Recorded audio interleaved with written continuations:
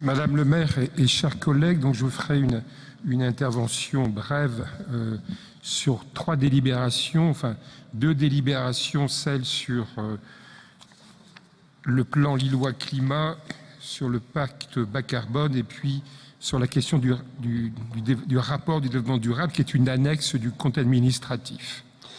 Je vais commencer par le rapport du développement durable en indiquant ce qui avait été souhaité, ce qui a été fait cette fois-ci, c'est-à-dire un changement de calendrier de publication de ce rapport qui désormais est diffusé au mois de juin, simultanément avec le compte administratif et bien en amont du rapport d'orientation budgétaire, dans le but de mieux s'articuler avec le calendrier de cette élaboration et d'être plus facilement utilisé comme document ressources pour l'élaboration de ce budget.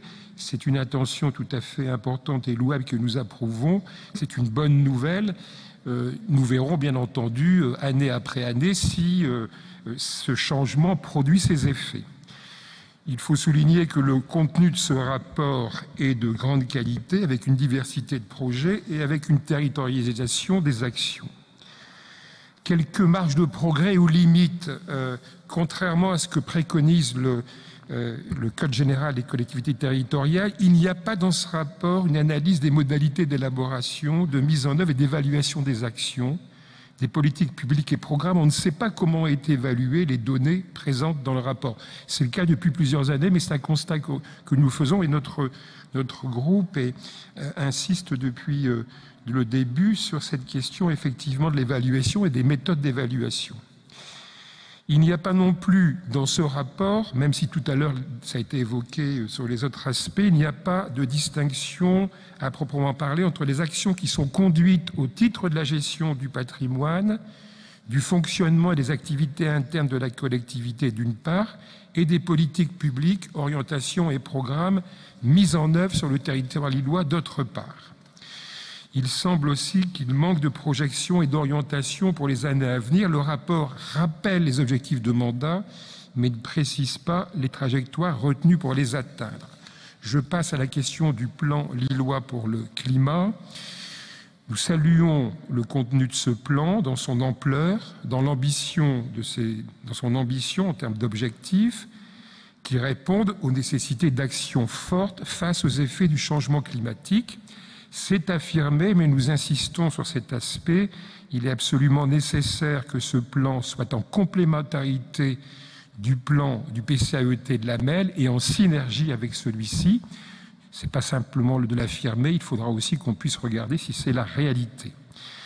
Ce que nous trouvons aussi de positif, c'est cette démarche d'évaluation, je l'ai dit, de l'impact des dépenses de fonctionnement et des dépenses d'investissement, même si et ça a été indiqué dans les projections tout à l'heure, nous savons qu'il y a des efforts importants à faire sur la question des dépenses de fonctionnement, puisque seuls 34% de ces dépenses sont analysées aujourd'hui, ou on dit qu'on est en capacité de les analyser sur leur effet climat. Je pense que là aussi, c'est un point crucial sur lequel il sera important d'avancer. D'autre part, il est prévu que le volet opérationnel avec les indicateurs de suivi associés à chaque action ou projet soit complété d'ici fin 2021. Notre question: par qui? Comment les indicateurs seront définis et avec quelle méthode seront-ils évalués et monitorés? J'en viens maintenant au pacte bas carbone. Le contenu du pacte, la transversalité des parties prenantes, les 90 exigences socles et les 23 exigences dites avancées sont à saluer. Nous saluons aussi, ça fait partie un petit peu de notre ADN, ce travail en commun poussé entre acteurs publics et privés. Saluons aussi la démarche d'évaluation des potentialités, des vulnérabilités, la mise en place d'indicateurs de suivi pour permettre l'efficacité et l'efficience de ce pacte et les engagements pris. Un point négatif, ça a déjà été rappelé par un collègue au conseil communal d'Hellemmes, nous sommes le 29 juin. Le pacte a déjà été signé par Madame le maire le 18 juin 2021, en demandant ainsi au conseil municipal de valider la signature de ce pacte, l'île bas carbone. Donc la signature a déjà eu lieu. Peut-être ancien dans cette instance du conseil municipal, j'ai l'habitude que les délibérations du conseil municipal autorisent même si c'est un formalisme, puisqu'il y a une majorité, il y a des minorités. Pour autant, je crois que ce formalisme de l'autorisation préalable doit être respecté. Ce serait une marque de considération et de respect de notre Assemblée.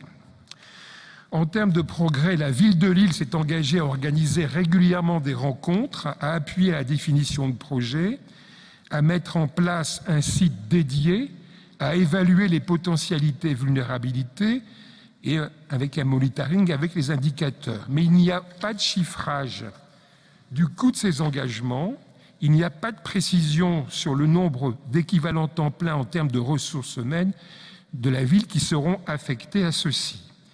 Il n'est pas non plus prévu de suivi régulier ou de rapport de table qui serait porté à connaissance du conseil municipal de Lille. Je rappelle que cette instance, avec une majorité et une minorité qui représente l'ensemble des Lillois, doit pouvoir être associée de façon régulière à ces aspects. En conclusion, nous voterons bien entendu les deux délibérations, puisque pour le rapport, il s'agit de l'entendre. Je vous remercie.